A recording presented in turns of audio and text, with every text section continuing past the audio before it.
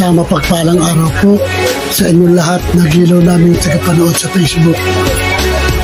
Ito po ang inyong lingkod, Hector Diaz Colin, sa YouTube channel. Paki-like, share, and subscribe at pakipindot ng bell button para ma-notify po kayo sa iba pang mga video sa YouTube.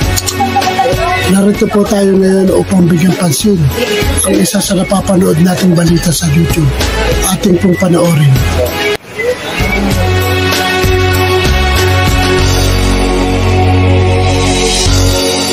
Nagsampa ng reklamo ang mga miyembro ng Hijos del Nazareno laban sa drag artist na si Pura Luca Vega. Git ng Hijos, malaking insulto sa Poong Nazareno ang performance ni Pura Luca kung saan suot niya ang damit ng imahen. Nasa frontline ng balitang yan, Simon Gualvez. Suot ang kanilang mga maroon na t-shirt, sama-samang nagtungo sa Manila City Hall ang ilang mga miyembro ng Hijos del Nazareno. Kilala silang laging umaalalay tuwing may traslasyon.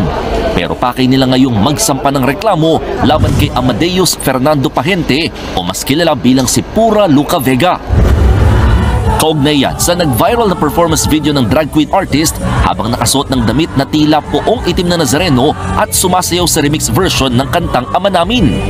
Git ng grupo, malaking insulto ito sa kanila lalo't bilang tagapangalaga ng nasabing imahen.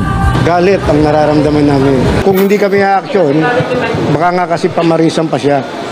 Kaya napagkasunduan namin na magsampa na ng kaso laban sa kanya. Paglabag sa Article 201 ng Revised Penal Code ng inihaing reklamo ng grupo. Ito yung patungkol sa immoral doctrines, obscene publications, exhibition, and indecent shows. Sinampahan din nila ang drag artist ng violation sa Cybercrime Prevention Act. Dahil ginamit niyang lahat ng platform ng social media at ng teknolohiya para ipakalat yung kanyang mga ginawa.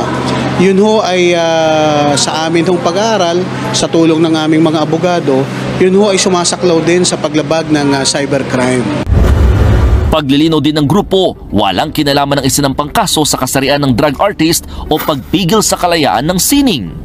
Bilang isang demokratikong bayan na naniniwala sa kahalagahan ng karapatan at kalayaan, dapat ay walang natatapakang iba. Aminado ang grupo, inabot sila ng mahigit isang buwan bago magsampa ng reklamo. Umaasa raw kasi sana silang kikilalanin ng drag artist ang pagkakamali, bagay na hindi naman daw nangyari. Para sa Hijos del Nazareno, hindi lamang si Pura Luca Vega ang dapat maharap sa asunto, kaya naman sinampahan din nila ng reklamo ang may-ari at nagpaparenta ng events place maging ang production team ng ginawang act ng naturang drag queen. Pinangalanan muna bilang John Doe ang iba pang sinampahan ng reklamo. Para ho, wag na itong pamarisan ng iba pang mga events place owner na pumayag na maging lugar ng pagdarausan ng kalapastanganan sa ating Panginoon yung kanilang mga lugar. Handa naman daw iatras ng Hijos del Nazareno ang isinampang reklamo sakaling sinserong humingi ng tawad ang drag artist sa ginawa. Sasamahan pa ho namin siya sa simbahan ng Quiapo para makausap ang mga pare sa harap mismo ng ating mahal na senyor ay humingi ng tawad. Siyempre, para sino naman ho kami para hindi patawarin.